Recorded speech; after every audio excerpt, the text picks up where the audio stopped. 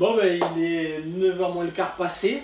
Alors, en métropole, on ne pourrait pas dire que c'est tard, mais ici, sous les tropiques, il fait nuit déjà depuis 6h. Et puis, on a passé une grosse journée et c'est tard. Tout le monde est d'ailleurs allé se coucher. On a passé la journée sur cette étrange machine qui est devant, la double caméra Phantom. Une grosse machine sur laquelle beaucoup d'espoir repose.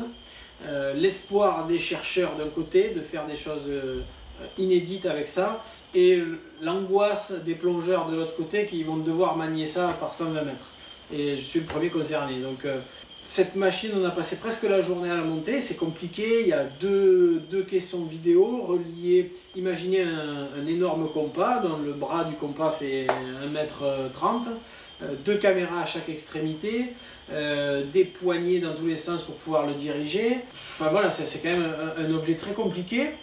Au départ, c'est l'idée des chercheurs du Muséum national d'histoire naturelle de Paris, qui eux auraient aimé même qu'on filme le sélacanthe avec 5 ou 6 ou 7 caméras en même temps tout autour de lui. Pourquoi faire? Ben pour faire ensuite un modèle en 3 dimensions de l'animal autour duquel la caméra virtuelle aurait pu tourner, et pour pouvoir bien modéliser tous les mouvements des nageoires des sélacanthes, ces nageoires si particulières puisqu'elles sont devenues les pattes des animaux terrestres et nos propres bras et nos propres jambes.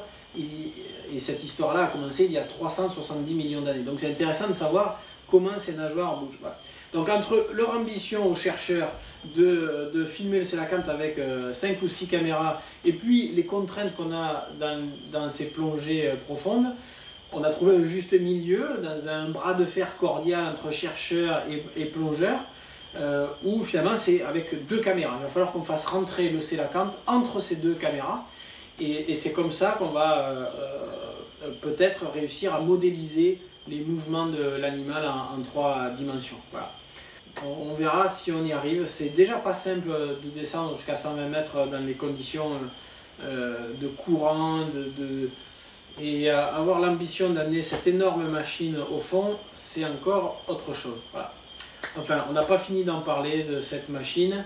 Demain, on fait enfin notre première plongée. On va tester tout le matériel, ne serait-ce que déjà voir si tous les scaphandres fonctionnent bien, s'il n'y a pas des fuites ici ou là. Et puis, on reviendra ensuite s'occuper de notre caméra. Voilà. À bientôt.